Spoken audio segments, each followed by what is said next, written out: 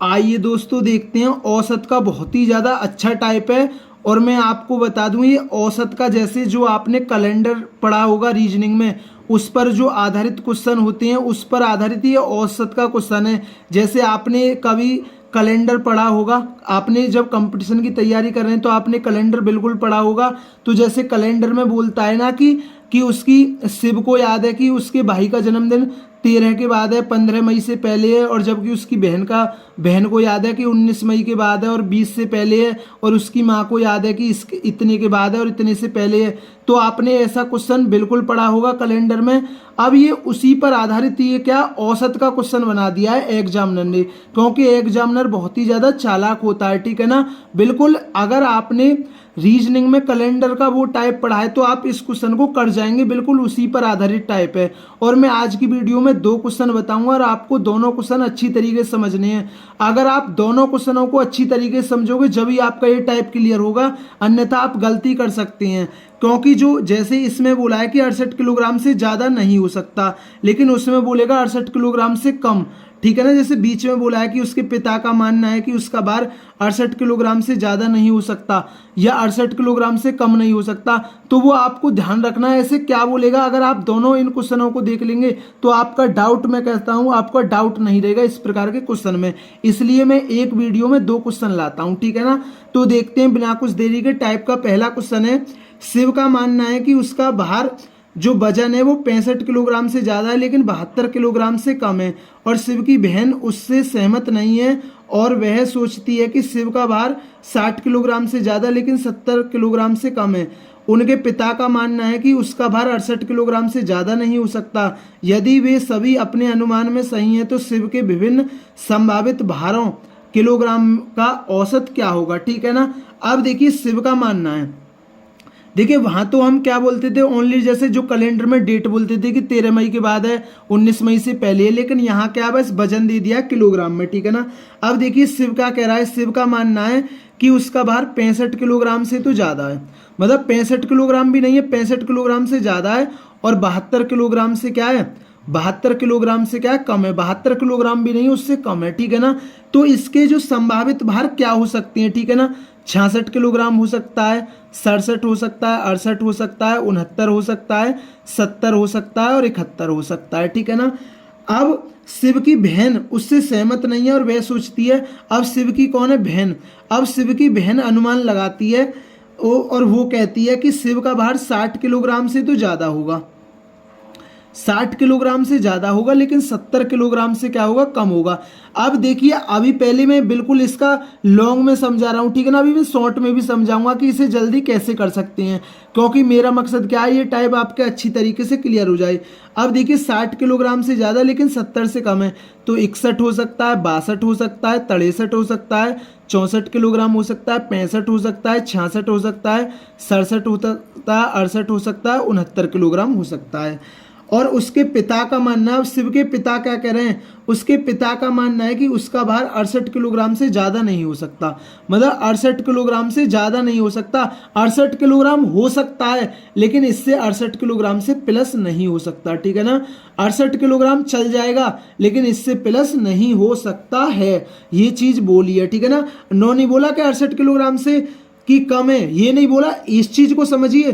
68 kilogram से कम नहीं बोला, उन्होंने बोला है 68 किलोग्राम से ज्यादा नहीं हो सकता, तो इसका मतलब है 68 किलोग्राम तो चलेगा। अब देखिए अगर पिता के अनुसार इसके वजन क्या हो सकते हैं, हमारा स्टार्ट कहां से किया है, 61 किलोग्राम से किया है, 61 किलोग्राम से क्या, तो 61 से 68 किलोग्राम तक पिता का मानना वजन हो सकता है, क्योंकि यहाँ क्या है, स्टार्टिंग कहाँ से 61 थी है, तो पिता के अनुसार इसका जो शिव का वो वजन है वो कितना हो सकता है, 61 भी हो सकता है, 62 भी हो सकता है, 63 हो सकता है, 64 हो सकता है, 65 किलोग्राम हो सकता है, 66 किलोग्राम हो सकता है और 67 किलोग्राम हो सकता है और 68 किलोग्राम भी हो सकता है। अब देखिए, अब जैसे ही हम कैलेंडर में देखते थे कॉमन क्या है, ठीक है ना।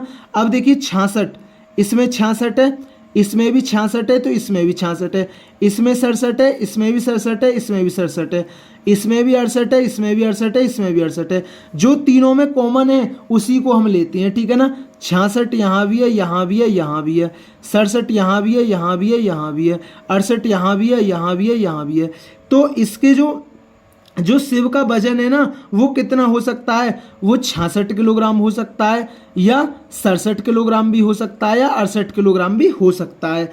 अब उसने क्या बोला है, शिव के विभिन्न संभावित भारों का औसत क्या है, तो शिव के विभिन्न संभावित भार कितने हो सकते हैं, 66 किलोग्राम हो सकता है या 67 किलोग्राम हो सकता है या 68 किलोग्राम हो सकता है। अब इनका क्या पूछा हमसे, औसत पूछा है। तो औसत क्या होता है, कुल योग बटा कुल संख्या, ठीक है ना। और क्या संख्या है, 3। अब ये कितना हो गया, 8 से 14 7 21 का एक हासिल लगा 2, और ये कितना हो गया 201 बटा 3, 3 छिक्के 12 और 3 सत्ते 21। तो शिव के विभिन्न संभावित भारों का औसत कितना होगा, वो होगा 67 किलोग्राम। तो ये क्वेश्चन आपके अच्छी तरीके से समझ में आया होगा। अब देखिए आप इसको शॉर्ट में कैसे कर सकते थे, लेकिन ये तो मैंने आपको अच्छी तरीके से समझा दिया है ना। आप इसे शॉर्ट में कैसे कर सकते थे, जैसे शिव है और शिव की बहन है और इसके पिता हैं। अब देखिए जो शिव कह रहा है वो 65 और 72 के बीच बता रहा है, ठीक है ना, और बहन बता रही है 60 किलोग्राम और 70 किलोग्राम के बीच। लेकिन जो पिता का मानना है ना वो 68 किलोग्राम से क्या है, ज़्यादा नहीं हो सकता है, ठीक है ना। 68 किलोग्राम चल सकता है लेकिन 68 किलोग्राम से ज़्यादा नहीं चल सकता है। अब देखना, अब भाई 65 भी नहीं हो सकता तो 66 हो सकता है। अब ठीक है ना, तो 60 और 70 में भी 66 आएगा और इसमें भी भाई एक बात है, 60 के बाद 61 से चालू है तो पिता के अनुसार 61 से 68 तक हो सकता है, ठीक है ना। तो 66 यहाँ है तो यहाँ भी आ सकता है, यहाँ 67 आ सकता है, यहाँ भी 67 आ सकता है, यहाँ भी 67 आ सकता है, यहाँ 68 आ सकता है भाई 65 और 72 के बीच, यहाँ भी आ सकता है, यहाँ भी 68 ये आ रहा है, ठीक है ना। तो और अब देखिए 68 के बाद 69 नहीं होगा क्योंकि 69 यहाँ नहीं आ रहा है, ठीक है ना। तो ये संभावित मान क्या है, 66, 67 या 68 किलोग्राम है, ठीक है ना। तो आपको ऐसे नहीं करना, आपको जल्दी में ऐसा करना है और बटे कितना कर देना, 3 कर देना, तो ये कितना आ जाएगा, ये 67 आ जाएगा। तो आपको ऐसे करना है, ठीक है ना। लेकिन मैंने आपको अच्छी तरीके से समझा दिया है। अब ये क्वेश्चन आपके अच्छी तरीके से क्लियर हो गया होगा, ठीक है ना। अब देखिए इस टाइप का एक और क्वेश्चन लेते हैं जिससे ये टाइप आपके अच्छी तरीके से क्लियर हो जाए। तो देखते हैं इस टाइप का सेकंड क्वेश्चन है, किसी व्यक्ति को स्वयं के वजन के बारे में अनुमान लगाने के लिए कहा गया। उसने अनुमान लगाया कि उसका वजन 70 किलोग्राम से अधिक लेकिन 80 किलोग्राम से कम है। उसके दोस्त ने उसके वजन का अनुमान 74 किलोग्राम से अधिक लेकिन 84 किलोग्राम से कम लगाया। उसकी माता ने कहा कि उसका वजन 78 किलोग्राम से कम है। यह मानते हुए कि वजन एक पूर्णांक संख्या है तो तीनों ने सही अनुमान लगाया था। तो संभावित वजनों का औसत कितना है, ठीक है ना।